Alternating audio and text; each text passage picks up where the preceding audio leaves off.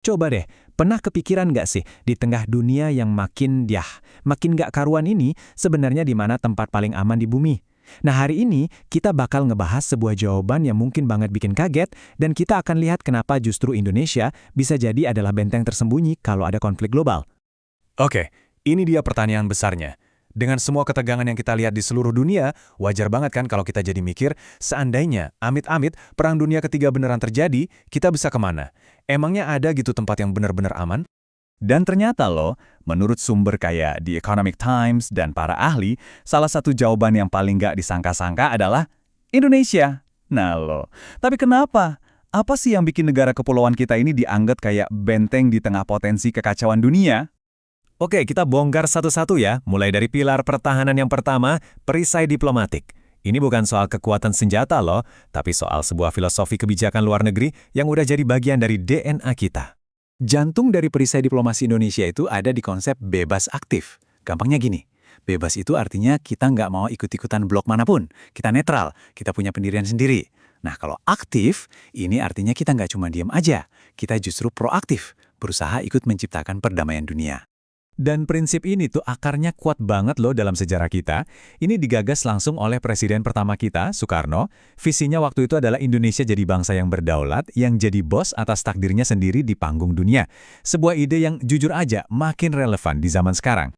Dan ini bukan kebijakan musiman ya, dari awal kemerdekaan, terus pas kita ikut mendirikan gerakan non-blok di puncak Perang Dingin, sampai detik ini, prinsip bebas aktif ini konsisten jadi kompas arah diplomasi Indonesia. Indonesia juga nggak sendirian. Coba lihat angka ini, 120. Ini adalah jumlah negara di gerakan non-blok. Ini bukan sekedar angka, tapi ini adalah kekuatan kolektif yang gede banget dari bangsa-bangsa yang milih jalan netral yang sama. Oke, urusan diplomasi beres. Sekarang kita pindah ke pilar kedua, benteng fisik.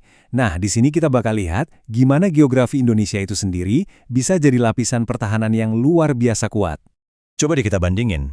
Negara-negara yang punya senjata nuklir, kalau sampai ada perang besar, mereka itu udah hampir pasti jadi target utama kan? Nah, sebaliknya, karena status kita non-nuklir, ini secara otomatis bikin kita jadi target yang prioritasnya jauh lebih rendah. Nih, seorang pakar geopolitik, Trubus, ngasih poin yang penting banget. Keamanan kita itu bukan cuma karena kita nggak punya nuklir, tapi juga karena negara-negara tetangga kita juga nggak punya. Jadinya, di wilayah kita ini nggak ada tuh yang namanya lomba senjata. Ini keuntungan strategis yang mungkin sering kita lupakan.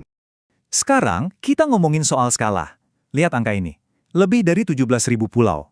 Ini bukan cuma angka buat promosi pariwisata, ya. Coba bayangin dari sisi militer. Buat negara manapun yang mau invasi, ini adalah mimpi buruk logistik. Poin strategisnya, seperti kata Pak Trubus lagi, simple banget. Geografi kita ini bikin biaya invasi jadi mahal luar biasa. Mahal tentaranya, mahal peralatannya, mahal waktunya. Bayangin aja, setiap pulau itu bisa jadi benteng pertahanan sendiri. Dan ini udah terbukti dalam sejarah loh.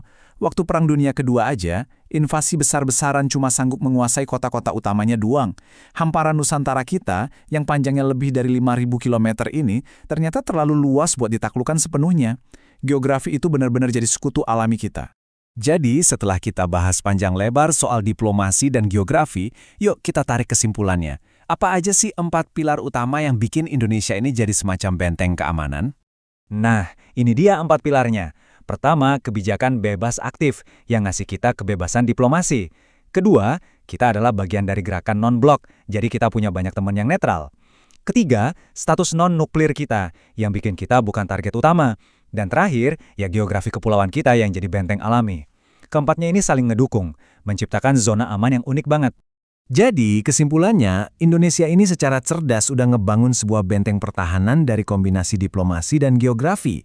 Tapi, ini ninggalin satu pertanyaan penting buat kita renungin. Di dunia yang terus berubah dengan super cepat ini, kira-kira benteng kita ini bakal tetap kokoh nggak ya?